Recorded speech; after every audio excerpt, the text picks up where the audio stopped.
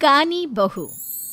किशोरी लाल जी के बेटे राघव की शादी की बात जगह जगह चल रही थी, लेकिन किशोरी लाल जी को कोई लड़की पसंद ही नहीं आती थी। और उसकी एक ही वजह थी, किशोरी लाल जी का लालची होना। उनको लड़की वालों से मोटा दहेज चाहिए था और इसी चक्कर में एक दिन वो एक बहुत पैसे वाले के घर अपने बेटे का रिश्ता लेकर पहुंचे। उस आदमी का नाम था ओम प्रकाश। देखिए किशोरी लाल जी, मेरी एक ही बेटी है और मेरी सारी संपत्ति जायदाद सब कुछ मेरी बेटी नैना का ही है। पापा, नाम से लगता है बहुत खूबसूरत होगी।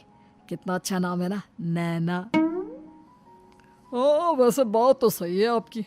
अब इतना पैसा है, जमीन जायदाद है, इकलौती बेटी, आप भी क्या करेंगे? सब कुछ उसे ही देंगे ना। बिल्कुल ठीक पहचाना आपने। बस बेटी की शादी और सारी जायदाद उसके नाम। पापा, बिना देखे हाँ कर दीजिए ना।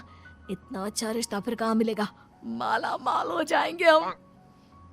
मैं अपनी बेटी को बुलाता हूँ। अरे नहीं नहीं नहीं नहीं, आपकी बेटी का नाम नैना है, सुनकर ही लगता है बहुत सुंदर होगी।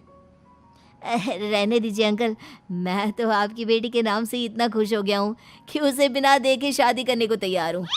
अब तो मैं उसका चेहरा सीधे शादी के बाद ही देखूंगा। और इस तरह राघव नैना का चेहरा नहीं देखता और उससे शादी कर लेता है। शादी के बाद अपनी सुहाग रात पर जब राघव नैना का घूंघट उठाकर देखता है तो नैना की आंखें बंद थी। कितनी खूबसूरत हो तुम नैना, जरा अपनी आंखें खोलकर मेरी तरफ देखो तो सही। नहीं, मुझे शर्म आती है। अरे, मैंने तुम्हें शादी से पहले भी नहीं देखा, और अब अगर तुम आंखें खोलकर मुझे देखोगी भी नहीं तो मुझे अच्छा कैसे लगेगा?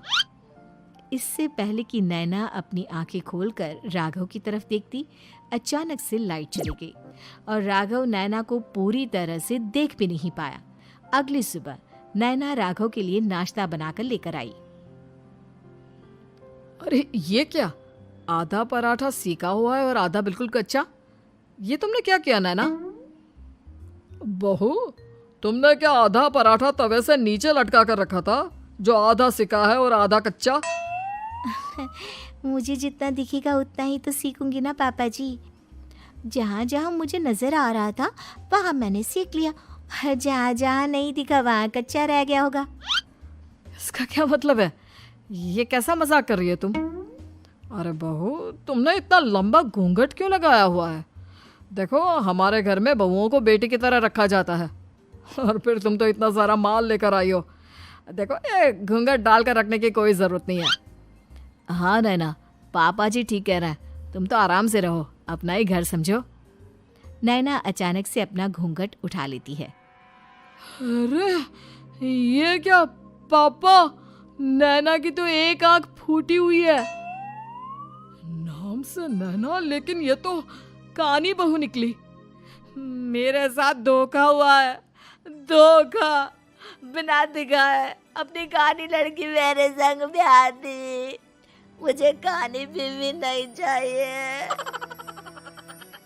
मुझे अभी ओम प्रकाश जी से बात करनी पड़ेगी। आखिर उन्होंने मेरे साथ ऐसा किया क्यों? अरे, आप लोगों ने ही तो पापा से कहा था कि आप लोग शादी से पहले मुझे देखना नहीं चाहते। अब मेरे पापा पर क्यों इल्जाम लगा रहे हैं? अरे लेकिन उन्हें बताना तो चाहिए था ना कि तुम कानी हो, एक आंख से तुम्हें दिखाई नहीं देता। किशोरी लाल और राघव नाराज होकर ओम प्रकाश को अपने घर बुलाते हैं। पापा जी, ये आपने क्या किया? शादी से पहले बताया क्यों नहीं कि नैना की आंखों में परेशानी है? अरे, आप ही ने तो लड़की देखने से मना कर दिया था। अरे लेकिन आप बता तो सकते थे। आपको तो हमारी बेटी की प्रॉपर्टी चाहिए थी, वो भी पूरी की पूरी। अब क्या हुआ अगर उसे आधा दिखाई देता है? प्रॉपर्टी तो आपको पूरी मिल गई ना। अरे ये क्या बात हुई? मेरी शादी प्रॉपर्टी से नहीं, आपकी बेटी से हुई है। अब ये तो पहले सोचना चाहिए था, तब तो मेरी प्रॉपर्टी देखकर तुम्हारी जुबान लप लपा रही थी। लेकिन मैं कानी लड़की को अपनी बीवी बनाकर नहीं रख सकता। पापा, कुछ करिए ना आप। हाँ, करता हूँ। देखिए ओम प्रकाश जी, आप हमारे साथ ऐसा नहीं कर सकते। और तुम देखो, अगर तुमने मेरी बेटी से शादी तोड़ी ना, तो जो भी प्रॉपर्टी मैंने तुम्हें दी है वो तो पूरी की पूरी वापस ले ही लूँगा, और आधी प्रॉपर्टी तुम्हारी भी लूँगा। अरे मेरी आधी प्रॉपर्टी भला क्यों लेंगे आप? इसलिए क्योंकि मेरी बेटी को आधा नज़र आता है और उसकी नज़र अभी तक तुम्हारी आधी जायदाद पर ही पड़ी है।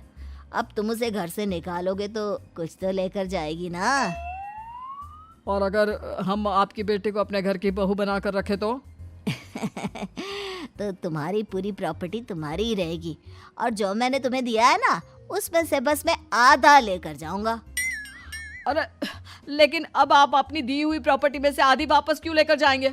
अगर मैं आपकी बेटी को अपनी पत्नी बनाकर रखने को तैयार हूं तो? इसलिए ताकि भविष्य में अगर तुम मेरी बेटी को धोखा दो तो उसके पास कुछ तो रहे जो पति का हो।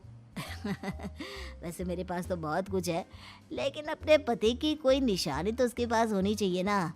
अब अगर तुमने मेरी बेटी को कानी कहा तो तुम्हें प्रॉपर्टी भी कानी ही मिलेगी, पूरी नहीं। जमाए राजा। किशोरी लाल और राघव समझ चुके थे कि वो बुरी तरह फंस चुके हैं और अब उनके पास वहां से निकलने का कोई चारा नहीं है। अब समझ में आया ना, लालच बुरी बला होती है। एक तो तुम्हें प्रॉपर्टी मिली, ऊपर से बीवी मिली, उसमें तुम्हें नखरे भी दिखाने हैं। आए बड़े, चुपचाप बैठो दोनों।